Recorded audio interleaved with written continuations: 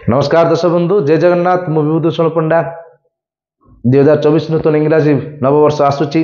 समस्त मन रे विश्वास उत्कंठा लगी रही कि केमिति रहिबो जानिबा कि कन्या राशि व्यक्ति विशेष मानक पई 2024 किपरि रहिबो। दर्शक बंधु, जदि साधारणतः विचार को निया जाए कन्या राशि व्यक्ति विशेष मानकर राशि स्वामी होचंती बुध। जेहेतु बुध होइतबा हेतु एमान बहुत चालाक, एमान बहुत चतुर। जेकोसी कार्य करने पूर्व बहुत जुक्ति तर्क किंबा बहुत देखी चाहिए बुद्धि विचारिकी एमान काम करती, एमान काम हासिल करिबारे माहिर होता।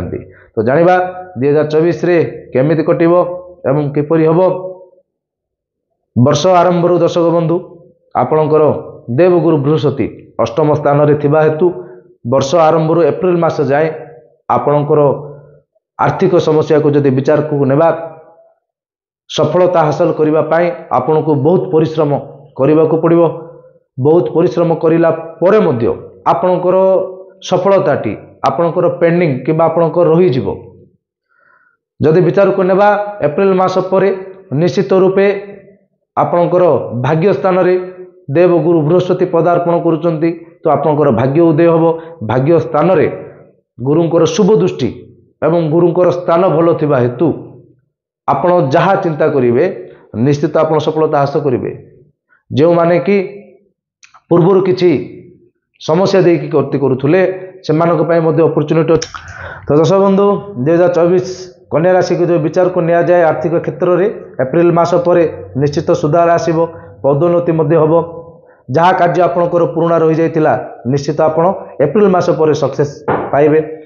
जो मानकर विवाह कार्य विलंब होची, जो माने विवाह क्षेत्र में आगो को जाई पारि नांती एप्रिल टू नवेम्बर मास पर्यंत समय भल रही सेमानकर विवाह कार्य निश्चित संपन्न होबो।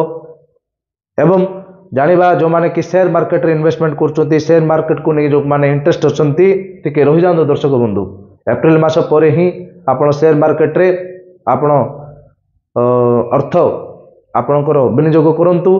जदि पूर्वर करूचंती बुद्धि विचार की विनियोग करंतु।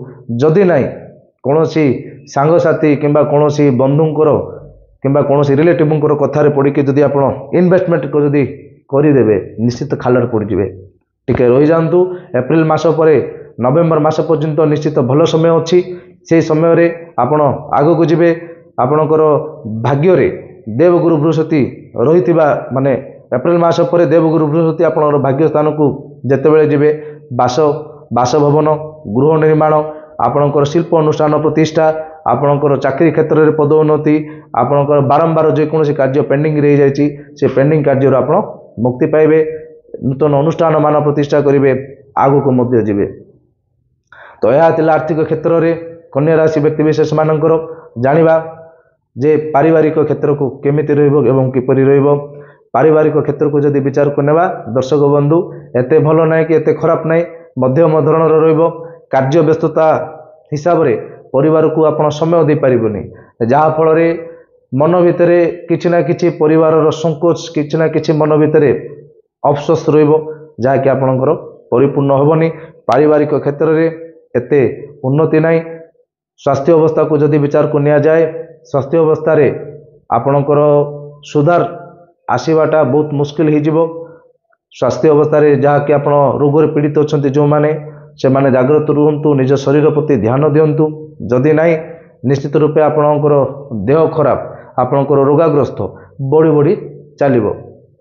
तो यह थिला 2024 कन्या राशि व्यक्ति विशेष मानकर संपूर्ण जानकारी संपूर्ण विवरणी। कन्या राशि व्यक्ति विशेष मानकर जहाँ भी अशुभत्व अच्छी ताको ह्रास करबा पई ताको शुभत्व बदलवा पई निश्चित रूपे यही प्रतिकार करंतु। आपणकर भाग्य आपणकर साथ दबो। कौन करेंगे दर्शक बंधु, प्रत्येक बुधवार दिन भगवान गणेश को पूजा करंतु, भगवान गणेश को दर्शन करंतु। भगवान गणेश को 7टी दुब घास सहित लड्डू अर्पण करंतु, पूजा करंतु। निश्चित रूपे आपणकर अशुभत्व ह्रास हम, शुभत्व पाइबे। एवं तुलसी गछरे प्रत्येक बुधवार दिन जल अर्पण करंतु। निश्चित रूपे आपणकर अशुभत्व नाश हम, शुभत्व पाइबे। एपरी जानिबा पाई जदि आपनकर किछि जानिबार अछि, जदि जानि भी पारु नांती कमेंट करंतु। निश्चित मु आपनको सहयोग करिवि। समस्या जदि अछि समाधान भी अच्छी। दर्शक बंधु जदि वीडियो भल लगा लाइक करंतु, सब्सक्राइब करंतु। रही नमस्कार, जय जगन्नाथ।